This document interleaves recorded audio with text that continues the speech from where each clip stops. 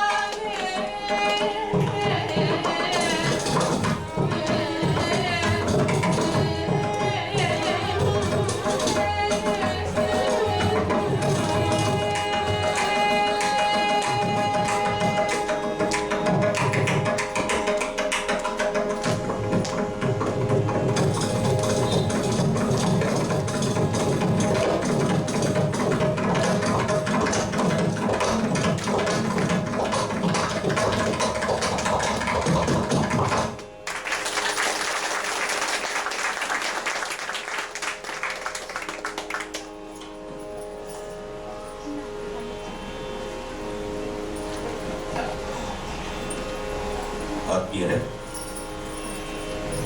ಇವತ್ತಿನ ಕಚೇರಿ ನಿಜವಾಗ್ಲೂ ವಿದ್ವತ್ಪೂರ್ಣ.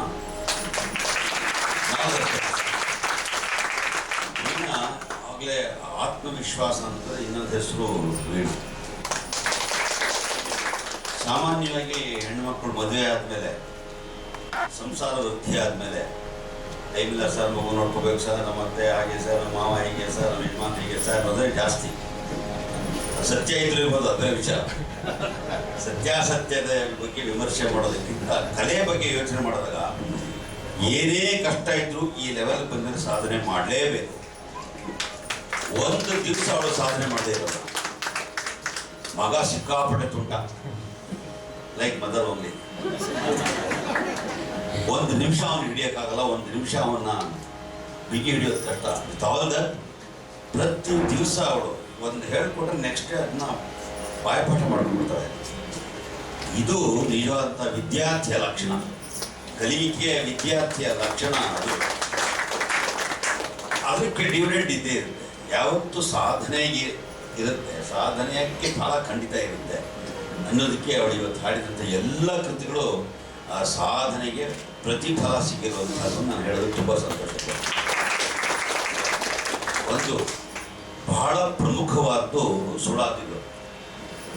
ಸುಳಾದಿ ಅನ್ನೋದು ಬರೀ ಸಾಹಿತ್ಯ ಅಲ್ಲ. ಸಾಹಿತ್ಯದ ವಿಶೇಷ ಏನಿಲ್ಲ, ಅದರಲ್ಲಿ ಇರೋದೇ ಸಂಗೀತದ ವೈಶಿಷ್ಟ್ಯ. ಸಂಗೀತದ ವೈಶಿಷ್ಟ್ಯ ಏನು ಅಂತಂದರೆ, ಹರಿದಾಸರ ಅದ್ಭುತವಾದಂತಹ ಸಂಗೀತದ ಅವರ ವಿದ್ವತ್ತನ್ನು ಪ್ರತಿಪಾದಿಸುವುದೇ ಸುಳಾದಿಗಳು. ಮುಟ್ಟಕ್ಕಾಗೋದಿಲ್ಲ. ಈಗಂತೂ ಅದು ಇಟ್ ಇಸ್ ಟೋಟ್ಲಿ ಫರ್ಗಾಟ್. ಯಾಕಂದರೆ ಹಾಡೋಕ್ಕಾಗಲ್ಲ. ಅವರು ದೈವಾಂಶ ಸಂಭೂತರು ಹಾಡ್ತಾ ಇದ್ರು. ಇವಾಗ ನಾವು ದೈವವೂ ಇಲ್ಲ, ಸಂಭೂತರೂ ಇಲ್ಲ, ಏನೂ ಇಲ್ಲದೆ ಅಂದ್ರೆ ಹಾಡೋದು ನಿರ್ವಹಣೆ ಮಾಡೋದು ತುಂಬ ಕಷ್ಟ. ಅವರು ನಮ್ಮ ಥರ ತಾಳನೂ ಹಾಕ್ಕೊಂಡು ಹಾಕ್ತಾರಲ್ಲ, ಚಿಟಿಕೆ ಒಳಗೆ ಹಾಡೋದು. ಚಿಟಿಕೆ ಅಂದರೆ ಅದು ಇಲ್ಲಿರಬೇಕೆ ಹೊರತು ಅಂಗಗಳು ಕೈಯಲ್ಲಲ್ಲ. ಹರಿದಾಸರು ಹಾಡ್ತಾ ಇದ್ದಿದ್ದು ನಾನು ಹೇಳ್ತಾ ಇರೋದು 16-17 ಶತಮಾನದಲ್ಲಿ ನಮ್ಮ ಕರ್ನಾಟಕದ ಮಟ್ಟ ಎಷ್ಟಿತ್ತು ಅಂತ ನೀವು ಯೋಚನೆ ಮಾಡ್ಕೊಳ್ಬೋದು. ಚಿಟಿಕೆ ಒಳಗೆ ನೀವು ಧೃತಾಳ ಯೋಚನೆ ಮಾಡಬೇಕಾದ್ರೆ 14 ಅಕ್ಷರಗಳನ್ನು ನಿರ್ವಹಣೆ ಮಾಡಬೇಕಾದ್ರೆ ಚಿಟಿಕೆ ಒಳಗೆ ಎಷ್ಟು ಕಷ್ಟ ಸಾಧ್ಯವಾದದ್ದು. ಹಾಗಾಗಿ ಅದು ಅಷ್ಟಾಗಿ ಪ್ರಚಾರಕ್ಕೆ ಬರ್ತದೆ. ಈಗಾಗಲೇ ಅದು ಇಲ್ಲ ಅನ್ನೋ ಹಾಗೆ ಆಗೋಗ್ಬಿಟ್ಟಿದೆ. ಬರೀ ಸಾಹಿತ್ಯದಲ್ಲಿ ಮಾತ್ರ ಇದೆ. ಎಷ್ಟೋ ಜನ ಈಗಿನ ಸೋಕಾಲ್ಡ್ ಹರಿದಾಸರು ಸುಮ್ಮನೆ ಸುಳಾದಿ ಅಂದ್ಬಿಟ್ಟು ಬರೆದು ಬಿಡ್ತಾರೆ. ಅವ್ರಿಗೆ ಸುಳಾದಿ ಅನ್ನೋದು ಅರ್ಥನೇ ಗೊತ್ತಿಲ್ಲ. ಧ್ರುವತಾಳದ ಅರ್ಥ ಆಗದೆ ಸುಳಾದಿ ಹೇಗೆ ನೀವು ಕನ್ಸೆಪ್ಟ್ ಮಾಡಬೇಕಾಗುತ್ತೆ. ಅದು ಸಾಹಿತ್ಯ ಅಲ್ಲ. ಸಾಹಿತ್ಯಕ್ಕಿಂತ ಸಂಗೀತದ ಚೌಕಟ್ಟೆ ಅದು ಬಹಳವಾಗಿ ಪ್ರಬುದ್ಧವಾಗಿರುವಂಥದ್ದು. ಅದಕ್ಕೆ ನಾನೇನು ಮಾಡಿದೆ, ಆ ಸುಳಾದಿಗಳ ಸಾಹಿತ್ಯ ಏನು ಅಂತಂದರೆ ತುಂಬ ದೊಡ್ಡ ಸಾಹಿತ್ಯ. ಅದು ಒಂದೊಂದು ಚರಣನೂ ಒಂದು 4 ಲೈನ್ 8 ಲೈನ್ ಇರುತ್ತೆ. ಅದನ್ನು ಇವಾಗ ಕೇಳೋಷ್ಟು ವ್ಯವಧಾನವೂ ಇಲ್ವಾ, ಹಾಡುವಷ್ಟು ವ್ಯವಧಾನವೂ ಇಲ್ಲ, ಎರಡೂ ಇಲ್ಲ ಈಗ. ಯಾಕೆಂದರೆ ಆಗಲೇ 12:30 ಆದ ತಕ್ಷಣ ಊಟ ರೆಡಿಯಾಗಿದೆ ಅಂತ ಯೋಚನೆ ಮಾಡುವಂಥ ಕಾಲ ಈಗ ಇದು. ಅದರಿಂದ ಅಷ್ಟು ವಿಸ್ತಾರವಾಗಿ ಸಂಗೀತವನ್ನು ಕೇಳುವಷ್ಟು ಸಮಯ ಜನಗಳಿಗೂ ಇಲ್ಲ, ಹಾಡೋರಿಗೂ ಅಷ್ಟೇ. 2 ಗಂಟೆ ಸಾಕು ಸರ್, ಯಾಕೆ ಕೊಂದಾಟ. 2 ಗಂಟೆ ಆದರೂ 2,000, 4 ಗಂಟೆ ಆಡಿದ್ರು 2,000, 2 ಗಂಟೆ ಹಾಡ್ಬೋಣ ಸಾಕು ಅನ್ನೋಷ್ಟು ಅಂತಹ ಕಾಲ. ಹಾಗಾಗಿ ಸುಳಾದಿಗಳನ್ನು ಈಗ ಪ್ರಸ್ತಾಪಿಸುವಂತಹ ಕಾಲ ಇಲ್ಲ ಈಗ. ಇದನ್ನು ಯೋಚನೆ ಮಾಡಿದೆ ನಾನು. ಇದು ವಾದಿರಾಜ ಗುರುಗಳ ಅಪ್ಪಣೆ ಅಷ್ಟೇ, ಆ ಪ್ರೇರಣೆ ಅವ್ರದ್ದಷ್ಟೇ, ನಂದಲ್ಲ. ಸಿಂಪ್ಲಿಫೈ ಮಾಡಬೇಕು. ಯಾವತ್ತು ಸಂಗೀತ ಉಳಿಬೇಕಾದ್ರೆ ಸ್ವಲ್ಪ ಅದು ಡೈಲ್ಯೂಷನ್ ಅಲ್ಲ, ಸಿಂಪ್ಲಿಫಿಕೇಶನ್. ಡೈಲ್ಯೂಷನ್ ಅಂದರೆ ಸಂಗೀತ ಡೈಲ್ಯೂಟ್ ಆಗಿಬಿಡುತ್ತೆ, ಅದು ಮಾಡಬಾರ್ದು. ಸಿಂಪ್ಲಿಫಿಕೇಶನ್ ಮಾಡಬೇಕು. ಈ ಜಗದಾನದ ಕಾರ್ಯ 20 ಸಂಗತಿ ಇದೆಯಪ್ಪ, ಯಾಕೆ ಒದ್ದಾಡಬೇಕು? ಇರೋದೇ 1 ಗಂಟೆ ಬಿಸಿಬೇಳೆ ಬಾತ್ ಮೊಸರು ರೆಡಿಯಾಗಿರುತ್ತೆ. 1 ಗಂಟೆ ಹಾಡ್ಬಿಟ್ಟು ಹೊಡ್ಬಿಟ್ಟು ಹೋಗ್ತಾ ಇರೋದೆ. ಅದನ್ನು 25 ಸಂಗತಿ ಹಾಡಿದ್ರೆ ಫಸ್ಟ್ ಆಫ್ ಆಲ್ ಸಿಂಕ್ರನೈಸ್ ಆಗಲ್ಲ. 25 ಜನ 25 ಥರ ಹಾಡ್ತಾರೆ. ಅವರವರ ಸಂಪ್ರದಾಯ ಅವರವರಿಗೆ, ಯಾರ್ದು ತಪ್ಪಲ್ಲ, ಎಲ್ಲರೂ ಸರಿನೇ. ಆದರೆ ಜನ ಕೇಳೋಕ್ಕಾಗ್ಬಿಟ್ಟಲ್ಲ. ಹಾಗಾಗಿ ಸಂಗೀತವನ್ನು ಎಲ್ಲೋ ಒಂದು ಕಡೆ ನಾವು ಸಿಂಪ್ಲಿಫಿಕೇಶನ್ ಮಾಡ್ಕೊಳ್ಬೇಕಾದ ಅನಿವಾರ್ಯತೆ ಇರುತ್ತೆ. ಹಾಗಾಗಿ ನಾವು ಸುಳಾದಿನ ಯೋಚನೆ ಮಾಡಿದಾಗ ಈ ಥರ ಒಂದು ಸಿಂಪ್ಲಿಫೈಡ್ ಸಾಹಿತ್ಯ ಸಿಂಪಲ್ ಆಗಿರಬೇಕು. ತಾಳ ಅದೇ ಮೂಲ ಇಟ್ಕೊಳ್ಬೇಕು. ಸಾಹಿತ್ಯ ಸಿಂಪಲ್ ಆಗಿದ್ದು, ತಾಳ ಅದನ್ನು ನಾವು ಮೇಂಟೈನ್ ಮಾಡ್ಕೊಂಡಾಗ ಸುಳಾದಿ ಅನ್ನೋದಕ್ಕೆ ಅರ್ಥ ಇರುತ್ತೆ. ಎಂಥ ಅದ್ಭುತವಾದಂತಹ ಒಂದು ನಮ್ಮ ಕರ್ನಾಟಕ ಸಂಗೀತದ ಐಟಮ್ ಸುಳಾದಿ ಅನ್ನುವಂಥದ್ದು. ಬಹುಶಃ ದೀಕ್ಷಿತರು ಒಬ್ಬರೇ ಅದನ್ನು ಬೇರೆ ರೂಪದಲ್ಲಿ ಅದನ್ನು ಪ್ರತಿಪಾದನೆ ಮಾಡಿಲ್ಲ. ನವಗ್ರಹ ಕೃತಿಗಳನ್ನೆಲ್ಲ ಸೇರಿಸ್ಬಿಟ್ರೆ ಒಂದು ಸುಳಾದಿ ಆಗುತ್ತೆ. ಯಾರು ಅದನ್ನ ಅಟೆಂಪ್ಟ್ ಮಾಡೋಕ್ಕೆ ಆಗಲೇ ಇಲ್ಲ, ಮಾಡಲೂ ಇಲ್ಲ. ಹಾಗಾಗಿ ಇದು ಈ 7 ತಾಳಗಳಲ್ಲಿ ವಾದಿರಾಜರ ಮೇಲೆ ಮಾಡಿರ್ತಕ್ಕಂಥ ಒಂದು ಚಿಕ್ಕ ಚಿಕ್ಕ ಸಾಹಿತ್ಯ. 7 ತಾಳಗಳಲ್ಲಿ ಅದನ್ನು ಮಾಡಿದ್ರು. ಹಾಡೋದು ತುಂಬ ಕಷ್ಟ. ಅದಕ್ಕೆ ಸ್ವರ ಹಾಕ್ಕೊಂಡು ಅದಕ್ಕೆ ಕೊರಪು ಮಾಡಿ ಅದಕ್ಕೆ ಮುಕ್ತಾಯ ಮಾಡಿ ಜಾಲಾಡ್ಬಿಟ್ಟಿದ್ದಾರೆ ಅವರು. ಸುಡಾದಿನೇ ಜಾಲಾಡ್ಬಿಟ್ಟಿದ್ದಾರೆ. ಬಹುಶಃ this is the most ideal stage for that. ಇದು ಬಜಾರ್ ಸಂಗೀತ ಅಲ್ಲ. ಇದು ಬಜಾರ್ ಸಂಗೀತದಲ್ಲಿ ಇದು ಮಾಡೋಕ್ಕಾಗಲ್ಲ. ಬಜಾರ್ ಸಂಗೀತನೇ ಬೇರೆ. ಇಲ್ಲಿ ನಿಜವಾದಂತಹ ರುದ್ರಪಟ್ನ ಅಂದ್ರೆ ಹೆಸರೇ ಸುತ್ತ ನೋಡಿದ್ರೆ ಎದೆ ನಡಗೋಗುತ್ತೆ. ಅಷ್ಟು ವಿದ್ವಾಂಸರು ಅದು ಕೇಳಿಸ್ಕೊತಾ ಇರ್ತಾರೆ. ಗಣ್ಯರು ಕಾಣಿಸ್ದೇ ಇರ್ಬೋದು, ಕೇಳಿಸ್ಕೊತಾ ಇರ್ತಾರೆ. ಎಷ್ಟು ವಿದ್ವಾಂಸ ನೋಡಿ ಇಲ್ಲಿ ಸಂಪೂರ್ಣವಾಗಿ ಅತಿರಥ ಮಹಾರಥರು ನೋಡಿದ್ರು. ಈ ಎಷ್ಟೋ ಜನ ರುದ್ರಪಟ್ಟಣಕ್ಕೆ ಬಂದಿರೋರು, ರುದ್ರಪಟ್ಟಣದಲ್ಲಿ ಒಂದು ದೊಡ್ಡ ಪರಂಪರೆಯ ನಿರ್ಮಾಣ ಮಾಡೋದವರು, ರುದ್ರಪಟ್ಟಣದ ಮಹಾನ್ ವಿದ್ವಾಂಸರಿದ್ದವರು. ಇದೇ ಜಾಗದಲ್ಲಿ 10 ಕಚೇರಿಗಳಾಗಿರುವಂತಹ ಜಾಗ ಇಲ್ಲದೆ ನೆಲ್ ಮಾಡಬೇಕು. ಮಡ್ರಾಸ್ ಅಕಾಡೆಮಿಲೂ ಆಗದೆ ಇರುವಷ್ಟು ಪಾವಿತ್ರ್ಯತೆ ಇಲ್ಲಿದೆ. ಅಲ್ಲಿ ಅಲ್ಲೂ ಲಾಬಿ ಬರೀ ಲಾಬಿ ಮಡ್ರಾಸ್. ದುಡ್ಡು ಕೊಟ್ಟರೆ ಆಡೋರೇ ದುಡ್ಡು ಕೊಡಬೇಕು, ಕೊಟ್ಟರೆ ಒಟ್ಟು ಇದ್ದವ್ರಿಲ್ಲ. ಆ ಥರ ಲೆವೆಲ್ ಬಂದಿದೆ. ಅದು ಯಾರು ಸಂಗೀತ ಕಲಾವಿದರು ಯಾರು ಕೊಡ್ತಾರೋ, ಏನು ಮಾಡ್ತಾರೋ, ಅದು ಹ್ಯಾಕೆ ಕೊಡ್ತಾರೋ ದೇವರಿಗೆ ಗೊತ್ತು, ಏನೇ ಇರಲಿ. ಆದರೆ ಇಲ್ಲಿ ಹಾಡಬೇಕಂತಹದ್ದು ಅದನ್ನು ಇವತ್ತು ಬಹಳ ಚೆನ್ನಾಗಿ ಹಾಡಿದ್ದಾರೆ. ಶುದ್ಧ ಶಾರೀರ ಅವರಿಗೆ ಒಳ್ಳೆಯ ಮನೋಧರ್ಮ, ಪಿಕ್ಚರ್ ಆಫ್ ಕಾನ್ಫಿಡೆನ್ಸ್, ಇದು ಕಲಾವಿದರಿಗೆ ಬೇಕಾಗಿರುವಂಥದ್ದು. ಎಷ್ಟೋ ಜನಕ್ಕೆ ಇರುತ್ತೆ, ವಿದ್ಯೆ ಇರುತ್ತೆ, ಆದರೆ ಸ್ಟೇಜ್ ಮೇಲೆ ಬಂದರೆ ನಡ್ಕ ಶುರುವಾಗ್ಬಿಡುತ್ತೆ. ಎಷ್ಟು ಮಟ್ಟಿಗೆ ಅಂದರೆ ಹಿಂದೆ ಮಣಿಯರ್ ಹೆಸರು ಕೇಳಿರ್ಬೋದು, ಪಾಲ್ಘಾಟ್ ಮಣಿಯರ್. ಅವ್ರ ಫೋಟೋ ಇದೆ, ನೋಡ್ಬೇಕು, ಇದೆ, ಅಲ್ಲಿದೆ ಅವ್ರ ಫೋಟೋ. ಮೃದಂಗ ಚಕ್ರವರ್ತಿ ಅವರು. ಅವ್ರು ಕೂತ್ರೆ ಅಷ್ಟೇ. ನಮ್ಮಲ್ಲಿ ಕೆಲವರು ಕರ್ನಾಟಕ ವಿದ್ವಾಂಸರು ಬಿಟ್ಟು ನಮ್ಮಲ್ಲೇ ಇದು ಯಾರನ್ನೂ ನಾವು ಅವಹೇಳನ ಮಾಡೋಕ್ಕೆ ಹೇಳ್ತಾ ಇಲ್ಲ. ಹೇಗೆ ವಿದ್ವಾಂಸ ಅನ್ನೋರು ಮಣಿಯರನ್ನ ಹಾಕ್ಬಿಟ್ಟಿದ್ದಾರೆ ಒಬ್ಬರಿಗೆ. ಅವ್ರಿಗೆ ಹೆಸರು ಹೇಳೋದನ್ನು ಯಾರು ಇವರು ನಮ್ಮ ಹತ್ರೆಲ್ಲ ಸಿಗದಾಕ್ಬಿಡ್ತೀನಿ ಕಣೆ ಮಣಿಯರು ನೀವಂತೂ ನೋಡ್ಕೊ ಹೆಂಗಿರುತ್ತೆ ಕಚೇರಿ. ಸರಿ, ನಮಗೂ ನೋಡೋಣ ನೀವಂತೆ ಚೆನ್ನಾಗಿರುತ್ತೆ, ಕುಸ್ತಿ ಚೆನ್ನಾಗಿರುತ್ತೆ. ಯಾವತ್ತೂ ಮಣಿಯರು ಕುಸ್ತಿಗಳಿದವರಲ್ಲ, ಸಾತ್ವಿಕರಾಗಿದ್ದವರು. ಯಾರು ಮೇನ್ ಆರ್ಟಿಸ್ಟ್ ಮೇಲೆ ಅವ್ರು ಹತ್ತಾ ಇರಲಿಲ್ಲ. ಅಷ್ಟು ಅವರಿಗೆ ಗೌರವ ಇದ್ದಿತ್ತು ಮೇನ್ ಆರ್ಟಿಸ್ಟ್ ಬಗ್ಗೆ. ಸರಿ, ಅವ್ರು ಮಾಡೋರು ಬಂದು ಕೂತ್ಕೊಂಡ್ರು. ಯಾವತ್ತೂ ಅಣ್ಣ ತಪ್ಪು ಹಾಡ್ದಾರು ಅವ್ರು ತಪ್ಪು ಹಾಡ್ಬಿಟ್ರು. ಏನು ಸರ್ ಈಗ ಏನಪ್ಪ ಮಣಿಯನ್ನು ಕೂತ್ಬಿಟ್ಟು ಭಾರಿ ಕಟ್ಟಾಕಣೆ ಆಗೋರು, ಏನು ನೋಡಿದ್ರೆ ಹೆದರಿಕೆ ಆಗುತ್ತೆ. ಹೆದರಿಕೆ ಅನ್ನುವಂಥದ್ದು ಏನೇ ಸಾಧನೆ ಮಾಡಿದ್ರು ಫ್ಲಾಪ್ ಆಗ್ಬಿಡುತ್ತೆ. ನಮ್ಗೆ ಬಂದಿದ್ದನ್ನ ಧೈರ್ಯ ಪ್ರಸ್ತುತಪಡಿಸ್ಬೇಕು. ಹಾಗೆ ಇವತ್ತು ಅವಳು ಏನು ಸಾಧನೆ ಮಾಡ್ಕೊಳ್ಳೋದು ಎಲ್ಲವನ್ನೂ ಬಹಳ ಅದ್ಭುತವಾಗಿ ಪ್ರಸ್ತುತಪಡಿಸಿ ವರ್ಣದಿಂದ ಹಿಡಿದು ಆ ವರ್ಣನೂ ಬಹಳ ಅಪರೂಪ. ವಿನಾಯಕನ ಬೇರೆ ವರ್ಣ ತುಂಬ ಅಪರೂಪ. ವಾಸುದೇವಾಚಾರ್ಯರು ಅಲ್ಲಿದ್ದಾರೆ ನೋಡಿ, ಅವ್ರ ಫೋಟೋ ಆಗಿದೆ. ವಾಸುದೇವಾಚಾರ್ಯರು ಕನ್ನಡ ರಾಗದಲ್ಲಿ ಮಾಡಿರ್ತಕ್ಕಂಥ